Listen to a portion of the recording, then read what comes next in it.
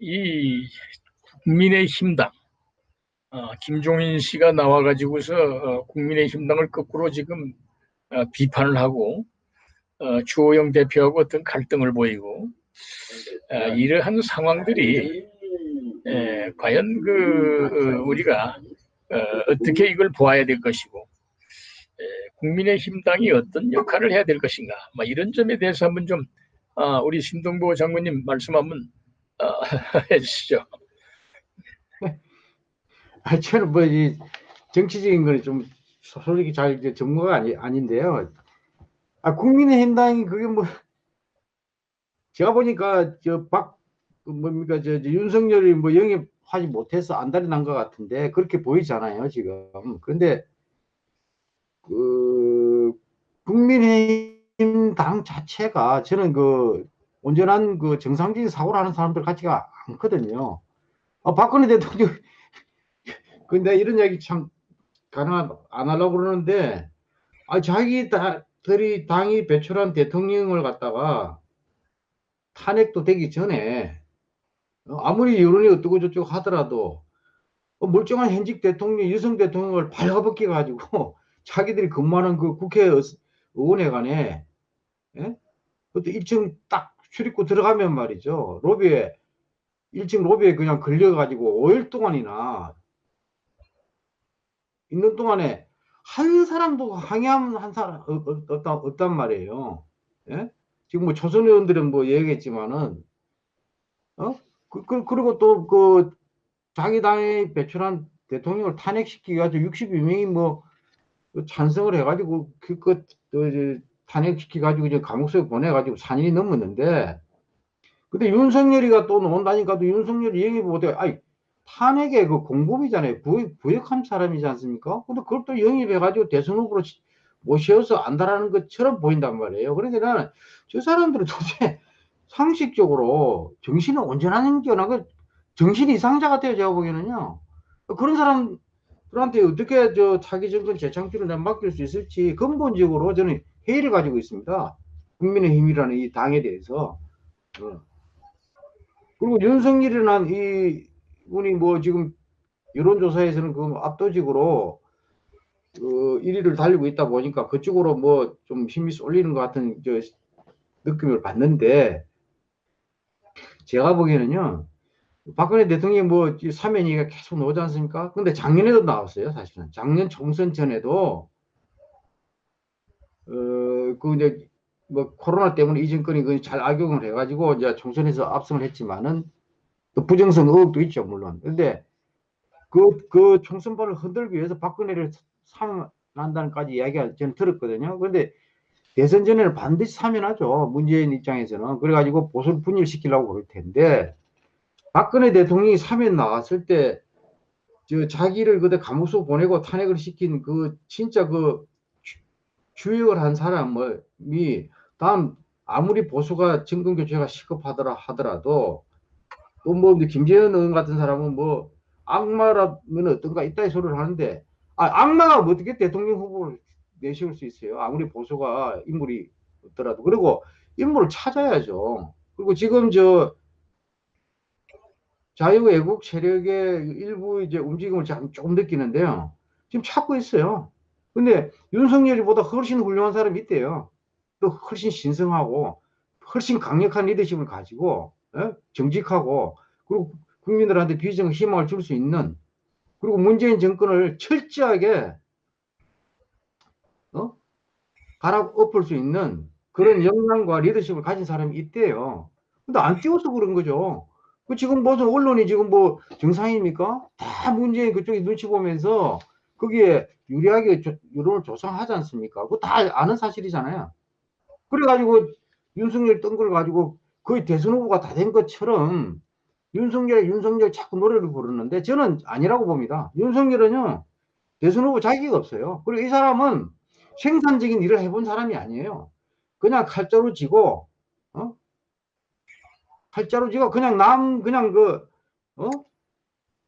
벌 주는 데만 익숙한 사람이지 않습니까? 법의 잣대로. 그리고 자기 이익에 부합되게 법을 적용해서 칼을 휘두르는 사람이잖아요. 그런 사람이 무슨 국가 경영을 하며 생산적으로 경제를 일으키고 국가 안보를 튼튼하게 할 수 있겠습니까? 저는 전혀 그런 그 역량도 없고 경험도 없고 뭐 그런 데 관심도 없는 사람 같아요. 윤석열은 오로지 자기 개인 출세를 위해서 권력을 팔아서 대통령까지 집어연 사람을 어떻게 그런 망나니, 예? 망나니 춤을 춘 사람을 자유우파를 대표하는 대선 후보로 세울 수 있겠느냐? 저는 근본적으로 의문이 됩니다. 예. 그리고 검증 과정을 통해서요. 윤석열은 박근혜 대통령 저는 8월 15일 광복절에 사면될 거로 저는 보는데 완전히 틀려집니다. 윤석열은 제가 보기에는 한마디로 정의하면요. 우리가 저 시골에 옛날 그 밤하늘에, 여름 밤하늘에 보면 그 별 떨어지잖아요. 그 새똥별이라고 그러고, 새똥. 새똥별이라고 우리가 그렇게 얘기를 했어요. 우리 또 다른 지방에서는 뭐라고 그러는지 모르겠는데, 새똥이 그냥 똥 싼 걸 별이라 이거야. 나는 그 윤석열은 새똥별에 불과하다고 저는 봅니다. 예.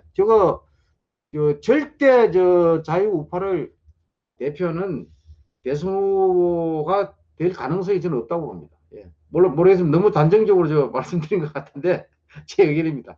예. 감사합니다. 우리 대통령 선거의 그 제도, 지금 현재 뭐 헌법재판소 재판관 전원, 뭐 거의 전원, 대법관 거의 전원, 중앙선거관리위원회 거의 전원, 뭐 이런 사람들이 전부가 지금 현재 이념적으로 완전히 그 문재인 일당과 같은 굴레를 가지고 있는 이런 상황이 되고 있는데, 정말 이 대통령 선거가 이대로 굴러가야 될 것인가를 우리가 똑똑히 봐야 되겠습니다. 아까 말씀드린 그 임종석이 문제가 매우 중요한 그런 그 이번 다가오는 대선에 중요한 변수가 되겠다. 저는 그런 생각을 지금 떨칠 수가 없어요. 왜 그러냐 그러면 임종석이가 누굽니까? 임종석이라는 것은 아직도 한 번도 이 전향 선언을 한 적이 없는 소위 그 주사파의 그 운동권의 그 대북적인 그런 존재인데, 이자가 그 대통령 비서실장을 하면서 해왔던 모든 그 행각이 전부가 그 문재인이하고 김정은이하고 회담하는 것을 주로 주도하는 이것이 그자의 주 일이었지 않습니까? 그리고 뭐 좀 일이 있다면은 판문점에 이 휴전선에 화약을 제거하는 그 일을 비서실장이라는 자가 그 선글라스를 가지고 쓰고 가서 시찰을 할 정도로 그런 것밖에 우리에게 나타난 것을 보면은 없습니다. 그런데 이런 자가 대한민국의 자유민주주의 헌법을 가지고 있는 대한민국의 대통령 후보로 나오려고 한다는 것은 마치 그 평양 남로당의 프락시가 대통령 후보를 나오려고 한다는 것인데, 자금의 그 언론의 반향을 보게 되면은 앞으로 어떤 그 반향을 보일지 모르지만은 매우 당연한 그런 어떤 그 후보군이 등장하는 것처럼 이렇게 지금 되고 있어요. 그리고 지금 이번 4.7 보선에서 나타난 이 민심을 보게 되게 되면은 정상적인 선거를 하면은 도저히 이 문재인 일당이 다시 대한민국에 무슨 이 집권을 한다든가 이런 것은 상상을 하기가 어렵다 이렇게 보이지 않습니까? 그런데 이 임종석이라는 자가 나와가지고 대통령을 하겠다고 이렇게 하는 걸 보게 되면 뭔가 음모가 있는 것이 아닌가. 다시 말하면 어떤 그 내외 협공식의 그런 그 선거를 빙자한 어떤 소란을 준비하고 있지 않는가. 어저께 이 국투본 이 국민 노조 노조 위원장이 한 얘기를 들어보게 되면은 80만에 이르는 지금 이 민노총이 5월부터 드디어 소위 최저임금 투쟁부터 해가지고 그래가지고 임금 투쟁에 들어간다는 겁니다. 그래가지고 5월을 지나고 6, 7, 8월이 되면 그들의 소위 여름 투쟁에 들어가게 되고, 그 다음에 여름 투쟁이란 건 바로 이제 소위 최저임금 투쟁이죠. 그렇게 해서 자기들의 전열을 정비하고 그다음에 10월, 9월, 10월 들어가게 되면 본격적인 소위 마치 문재인 정권에 대해서 소위 비정규직에 대한 처우를 개선하라는 식으로 뭔가 노동 운동을 하는 척하면서 대대적인 시위 운동을 벌인다는 것입니다. 그렇게 해가지고 그때 10월 10월 11월 가면은 대통령 선거를 위해서 법적인 절차가 진행돼야 되는 시기 아니겠습니까? 그런데 그들이 광화문이나 여기에 나와서 촛불 시위를 벌리고 난동을 부리고 그렇게 했을 때 문재인하고 어떻게 그러한 서로 주고받는 그런 이른바 좀 속된 표현입니다. 하면은 짜고 치는 그런 어떤 난동이 나오지 않을까 아주 우려되는 그런 상황이다 이렇게 보여지거든요. 뭐 이 점에 대해서 우리 심동보 제도님 군사적인 그런 측면에서라든가 사상적인 측면에서라든가 어떻게 우리가 봐야 할지 한 말씀 좀 해주시죠. 임종석 이 관련되어 가지고는요, 지난 4월 15일 날 미 의회 청문회가 있었지 않습니까? 들립니까? 들립니다, 들립니다. 네. 청문회 이인호 전주 러시아 대사가 증언한 게 있어요. 이게 굉장히 문재인 정권에 대해 종합적으로 해가 조금 전에 방송에서 좀 소개를 했는데요. 아유, 죄송합니다. 임종석이가 이게 정언에서도 했어요. 이 청문회에서. 그리고 완전 극자 세력이 다 차지했는데 그 대표적인 인물이 임종석이다. 임종석이는 김일성 왕조의 창시자를 민족 정신의 진정한 화신으로 숭배하도록 훈련시켰다. 훈련받은 그리고 그들에게 대한민국 미국의 식민지 이상이 아니었다. 뭐 이런 독립국가로 인정받아서는 안 되었다. 뭐 이런 식으로 되어 있어요. 그런데 자 제가 임종석이 만일에 이재명이 대신에 더불어민주당 대선 후보로 저는 나올 것 같아요. 이재명보다는 임종석이 나올 것 같다는 생각이 듭니다. 근데 임종석이 나오면 자유민주 진영에서는 누가 나가야 됩니까? 윤석열이 같은 사람이 임종석하고 대적이 됩니까? 예? 그냥 심각하게 고민해 봐야 된다니까요. 지금 저가 다 대선까지 그냥 장담하고는 세력까지 지금 1위로 달리고 있는 이재명이 같은 사람보다 임종석이 같은 지지율 1%도 안 노는 사람을 내시오가 대통령을 만들겠다는 움직임이 지금 드러나고 있지 않습니까? 그러면 자유민주 진영에서는 윤석열에 그냥 안주해가지고 윤석열이 모셔가지고 윤석열 대통령을 쉽게 대권을 잡을 수 있을 거로 착각하고 있는 거예요, 지금. 완전히 패러다임을 바꿔가지고요. 진짜 신성하고 강력하고 리더십을 가진 사람 내셔야 돼요. 왜 없습니까? 대한민국 그 많은 똑똑한 사람이 얼마나 훌륭한 사람이 많은데 자유민주정을 대변하다 보니 윤석열 같은 문재인 정권에 부역해가지고 망나니 춤을 춘 사람을 갖다가 보수층에 대선 후보로 내세운다는 게 말이 됩니까? 솔직히 그 자존심도 없어요, 솔직히. 저는 도저히 이해가 안 갑니다. 이해가 안 가요. 그러니까 진짜 전투력 있고 강력한 리더를 발굴해서 임종석이 대항으로 내셔야 돼요. 그러니까 제가 조금 전에 노 회장님께서 말씀하셨다시피 저 상대 진영이 어떤 사람들입니까? 수단 방법을 안 가리고 정권 연장하려고 그러죠. 우선 자기들 살아야 되니까 정권 뺏기면 먼저 대통령부터 그냥 줄줄이 감옥에 다 죽으니까 어떻게 하든 부정석을 하든 민노총 뭐 이렇게 뭐 노조를 계속 대물을 선동을 하든 어떠한 수를 써서라도 정권을 안 놓치려고 하는 세력한테 윤석열이 같은 그 세력에 부역한 사람을 내셔가지고 어떻게 저 정권을 탈환합니까?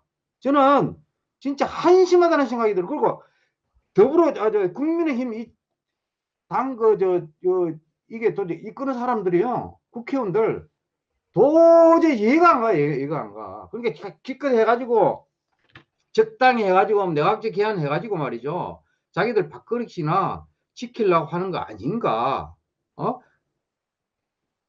그런 의문까지 든다니까요. 지금 하도 하는 거 보면 어이가 없어 보고 투쟁기 없이 하다 진짜 나약하게 그 지금 저 중국을 운영하는 걸 보면은 그런 생각까지 든다니까요. 그러니까 국익은 둘째고 나라가 어떻게 든 둘째고 자기들 지금 국회의원 자리 지키고 기득권 지키는 어? 그다음에 저 더불어민주당하고 여당하고 뭐 어떻게 짝짝꿍 해가지고 뭐 적당히 이렇게 해서 그냥 그거 안 좋아하려고 하는 것 같은 생각까지 가지는 거 아니냐 이런 의심이 든다니까요. 안 그러면 어떻게 그렇게 편안하게 윤석열이 그 검찰총장 막 끝난 사람이 지지율 좀 오른다고 해서 그 사람을 갖다가 집권 여당의 대선 후보 자리를 내주냐 이거야. 저는 이해가 저 집권 저 제1야당의 말이에요. 그런 생각이 듭니다. 아까 뭐저 노 회장님 중요한 말씀하시는데 임종석이가 대선 후보로 나온다고 설정을 하고 거기에 대항할 수 있는 강력한 자유 우파 새로운 리더 참신한 리더를 물색해서 세워야 돼요. 그 임종석이 지지율 1%도 안 되잖아요. 그럼 새로운 후보도 마찬가지잖아요. 그럼 맞붙어 보는 거예요. 그리고 완전 전공법으로 이걸 해야지. 이거는요, 쟤들이 저렇게 한다고 그 프레임이 계속 그냥 끌려 들어가면요, 그 프레임 속에서 그냥 패배하는 거예요. 저는 그런 생각이 듭니다. 예. 좀 흥분해서 감사합니다. 네, 우리 끝으로 우리 신동보 제동님 제가 이제 한 말씀만 드릴게요. 네. 노 회장님께서 그 김일성 해고로 판매 시작된 말씀 하셨잖아요. 네. 이게 저 정확한 그 주소 놓은 거예요. 그 본색이 드러난 겁니다. 그러니까 지금 저 문재인 정권을요, 그 안보의 3대 악이라는 이야기가 있습니다. 페리클레스가 저 옛날 그 그리스 페리클레스가 한 유명한 말인데요. 안보의 3대 악. 그리고 다 적용되는 거예요. 무지. 그 다음에 태만, 그 다음에 나약. 이렇게 적용해 보면은 우리 자유우파 진영이 얼마나 무지하고 태만하고 나약한지 이번에 윤석열 건으로 해서 나태한 게 그대로 드러났고요. 그 다음에 문재인 정권에 대한 그걸 정확하게 모르는 거예요. 이번에 미회 청문회에서 이게 제시카 리라는 그 킨시 연구소 선임 연구원이 증언했습니다. 문재인 대통령은 북한의 스파이라고 그랬습니다. 그렇게 보지 않으면 대통령이 북한 간첩이라고 저 전제하고 보면 다 이해가 되는 겁니다. 다 이해가 돼요. 안 그렇습니까? 대통령이 북한 간첩이 아닌데 어떻게 이적 표현물로 대부분에서 이게 유죄 판결된 것이 버젓이 이게 저 신문에 나올 정도로 이렇게 저 판매가 되냐 이 말이에요. 6.25 정범이고 민주주의 원흉을 갖다가 찬양한 서적이 대한민국에 한 건에 아니 몇 건이더라 해가지고 28만 원인가 이 서적이 판매된다 이거야. 교보문고를 비롯해가지고 알라딘이고 예스 21 뭐 등등 국내 대형 그 저 서점에 말이에요. 있을 수 없는 겁니다. 그러니까 대통령이 간첩이기 때문에 이런 현상이 나오는 겁니다. 그리고 저 임종석이가 간첩질한 놈이 다음 대선 후보로 나온다는 거 아닙니까? 정신 바짝 차려야 돼요. 지금 뭐 한가하게 무엇을 윤석열이 해가지고 대충 쉽게 대선에서 이길 그런 계산하는 것 같은데 택도 없는 얘기입니다. 저 사람들이 어떤 사람들인데 그런 넉빠진 생각을 가지고 안일하게 대비하냐 이거야. 지금 저 10개월, 11개월밖에 안 났는데 이 정말 제가 국회의원도 아무것도 아니지만은 저 같은 사람이 보기에는요 한심해서 지금 이야기하는 거예요. 지금. 아무튼 좌파들이 4.7 보선 패회 후에 급속하게 저들의 본색을 공공연히 드러내기 시작했다. 오늘 결론은 그걸 같습니다. 오늘 장시간 시청해주신 우리 자유애국 동포님들 감사를 드리고요. 그다음에 우리 김성준 교수님, 신동보 장군님, 우리 최대집 열사님, 또 우리 이상로 대표님, 또 우리 최정희 위원장님 너무 수고 많으셨습니다. 너무 감사를 드리고 다음 시간엔 좀 더 컴팩트한 그런 우리 그 자유우파의 시국 대담이 되기를 기대하면서 오늘 이만 우리의 토론회를 끝내고자 합니다. 열심히 끝까지 좀 시청해 주시고 또 좋아요도 눌러주시고 태극 FM 많이 또 퍼날려 주시고 또 댓글도 많이 달아주시면 감사하겠습니다. 대단히 감사합니다. 우리 자축 박수를 하면서 끝내도록 하겠습니다. 코로나 주범 문재인을 탄핵하라. 국민의힘은 각성하고